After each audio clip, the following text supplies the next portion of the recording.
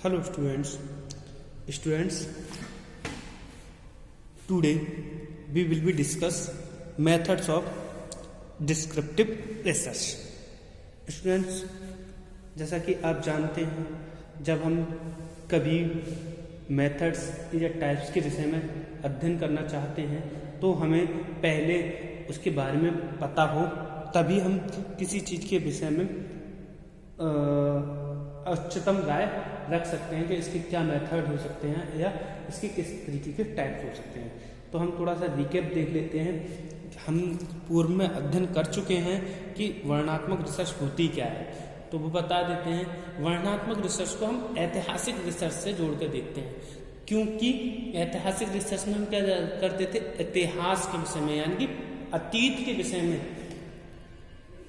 के विषय में जानने का प्रयास करते थे। अतीत में क्या हो रहा है क्या नहीं, और उस घटना जो अतीत में हुआ है उसको घटना किस पर आधारित है, उसमें क्या चीज़ें हमारे विकास में सहयोग करी और क्या चीज़ों ने हमारे भविष्य में परेशानियां पैदा करी। तो इस टाइप की जो रिसर्च होती है अतीत से संबंधित, वह रिसर्च कौन सी होती है, हिस्टोरिकल रिसर्च। जबकि हम वर्णनात्मक रिसर्च की बात करें, यह वर्तमान से संबंधित होती है।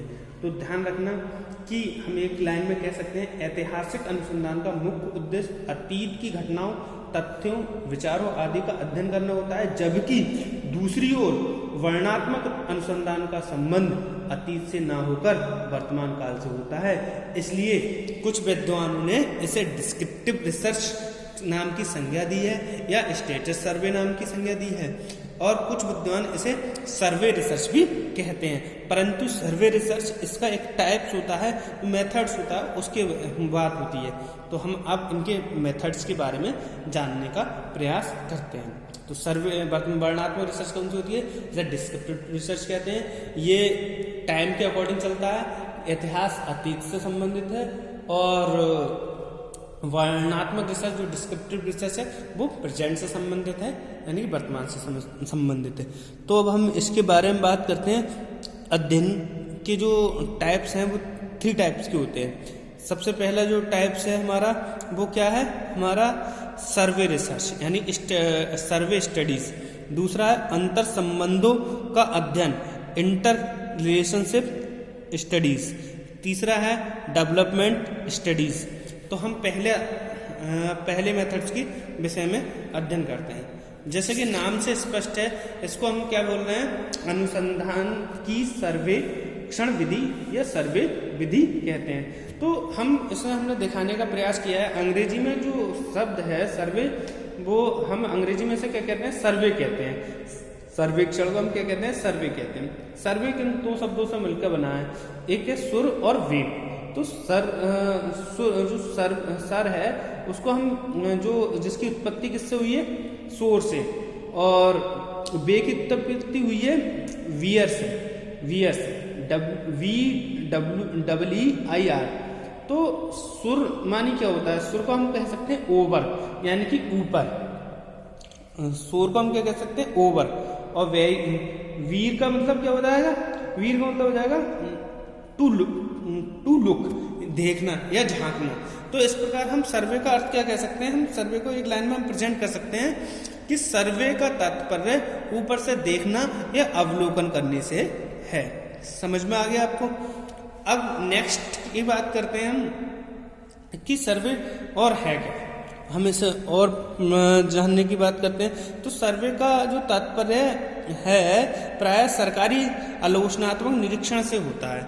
हम बात करते हैं सर्वे को और डिस्क्राइब करने की बात करते हैं। देखिए, सर्वे जो होता है हमारे दिन प्रतिदिन के संबंध में बहुत टाइप से होता है, बहुत तरीके से सर्वे होता है। हम कह सकते हैं कि हम जो वर्णनात्मक रिसर्च है या डिस्क्रिप्टिव रिसर्च है, हम वो बहुत तरीके से करते हैं। जैसे सर्वे कितने तरीके से हो सकता है, देखो सर्वे आप देखा है, इंटरव्यू सर्वे होता है, और हमारे डाक सर्वे होते हैं, मेल सर्वे होते हैं, टेलीफोन सर्वे होते हैं, पैनल सर्वे होते हैं। तो इस तरीके से हमारी सर्वे में बहुत सारी चीज़ों के द्वारा सर्वे कर सकते हैं।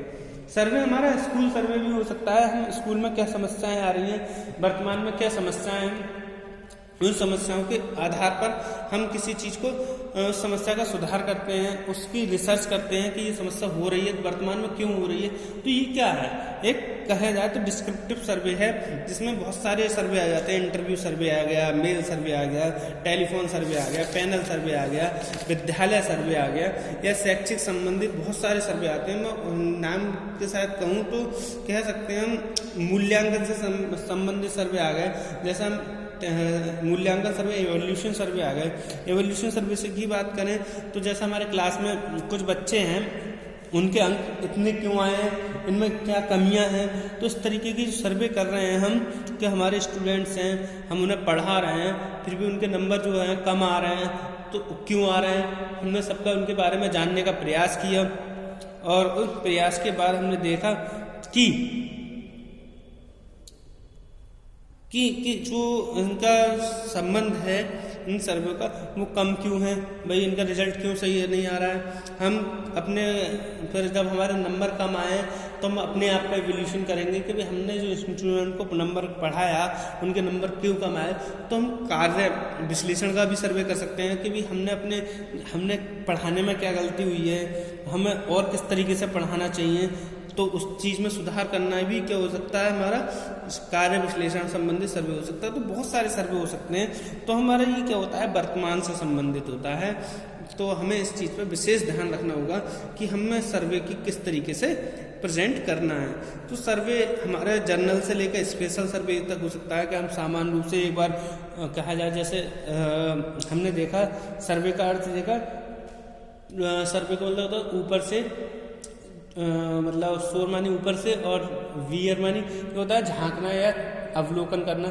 एक नया हमें बता दिया कि भाई हमने स्टूडेंट्स हैं जो क्लास में नहीं आ रहे हैं, अब वो ऑनलाइन किस तरीके से पढ़ेंगे, तो वो उस तरीके की क्लास में ना आकर उन्हें ऑनलाइन प्रोवाइड करा रहे हैं हम लेक्चर। तो उनके जो लेक्चर हैं वो उस तरीके से समझ में नहीं आ रहे होंगे जितनी तरीके से वो फेस टू फेस समझे। तो इस तरीके की जो समस्याएं हैं वो सर्वे के अकॉर्डिंग ही आती हैं। समझ में आ गया होगा क्या है।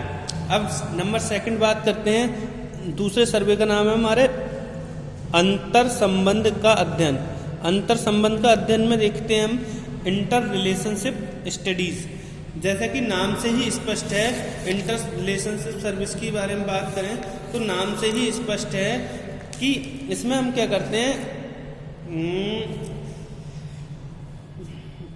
कि यह अध्ययन वर्तमान की किसी स्थिति या समस्या का ही अध्ययन नहीं करता, अपितु उससे संबंधित विभिन्न घटनाओं, घटकों, कारकों तथा तत्वों का भी अध्ययन करते हैं। क्योंकि इसमें क्या है, अंतर संबंध, यानी कि हमारे जो घटना घटित हो रही है, समस्या हो रही है, उस समस्या से संबंधित चीज कौन कौन सी है, उन समस्याओं से संबंधित चीजों का भी अंतर संबंध अध्ययन करता है। समझ में आ गई होगी। इसमें क्या कर सकते हैं, अब आगे बात करते हैं। तो घटना से संबंधित जो उस स्थिति की समस्या का उत्तरदायित्व है, यानी कि हमारी कोई समस्या है, उससे संबंध हमारे किस किस चीज का है, और उससे संबंध को देखा जाए तो ये संबंध जो हो रहा है वो किस चीज से रिलेटिव है। तो इन चीजों का भी हम अंतर संबंध अध्ययन में देखते हैं। समझ में आ गई होगी। समस्या क्या है, वर्तमान की जो समस्या है वो क्या है, उससे संबंध में कौन कौन से तत्व आ रहे हैं, कारक आ रहे हैं, घटक आ रहे हैं, उनका भी अध्ययन करना हमारे अंतर संबंध का अध्ययन कहलाता है, इंटर रिलेशनशिप स्टडीज कहलाती है। ये भी वर्णनात्मक चीज मतलब रिसर्च का एक पार्ट है। ठीक, अब बात करते हैं हम कि अंतर संबंध अध्ययन के टाइप्स कौन कौन से हो सकते हैं। इसमें 3 टाइप्स हो सकते हैं। एक हो जाता है व्यक्तिगत अध्ययन, यानी कि केस स्टडी। केस स्टडी में क्या होता है कि कोई एक व्यक्ति विशेष या कोई परिवार, समुदाय अथवा समूह अथवा सामाजिक संस्था विशिष्ट गहन तथा उद्देश्यपरक अध्ययन एक ही व्यक्ति का अध्ययन करता है, वह कहलाता है व्यक्तिगत या केस स्टडी अध्ययन कहलाता है। कोई भी एक व्यक्ति विशेष या कोई परिवार, समुदाय, समूह अथवा सामाजिक संस्थान का विशिष्ट अध्ययन करना उद्देश्य के अनुसार, तो वो क्या कहलाता है, हमारा केस स्टडी कहलाता है। नंबर 2 आ जाता है कार्य कारण तुलनात्मक विधि। कार्य कारण तुलनात्मक विधि के बारे में बात करें तो हमारा क्या है कि भाई कोई कार्य कर रहे हैं, उसका क्या कारण है, भाई कार्य कारण जो विधि है उसका कारण क्या है। भाई हमारा कोई कार्य हुआ, इसे हम रिलेट कर सकते हैं students x post factor study से भी वो कर सकते हैं, किसी घटना का दूसरी मतलब उसका जो घटना घटित हुई है उसका संबंध किस दूसरी चीज से किस तरीके से है, तो ये वर्तमान में ही इसे अध्ययन करना है। इसके बाद आया था सहसंबंध विधि। सहसंबंध विधि नाम से ही स्पष्ट है, इसमें दो चीजें होती हैं भाई, हमारा एक चीज दूसरी चीज पर प्रभाव डालती है। जैसे हम कहें कि एक कॉमर्शियल उदाहरण ले लेते हैं, जैसे सेब और अनार की वैल्यू एक दूसरे से जुड़ी हुई है। कह सकते हैं हम जो हमारा पेन होता है, पेन लिख रहे हैं, अगर स्याही महंगी हो जाएगी तो ऑटोमेटिक पेन भी महंगा हो जाएगा। तो इस टाइप से जो संबंध होते हैं, एक चीज दूसरी चीज पर प्रभाव डालती है।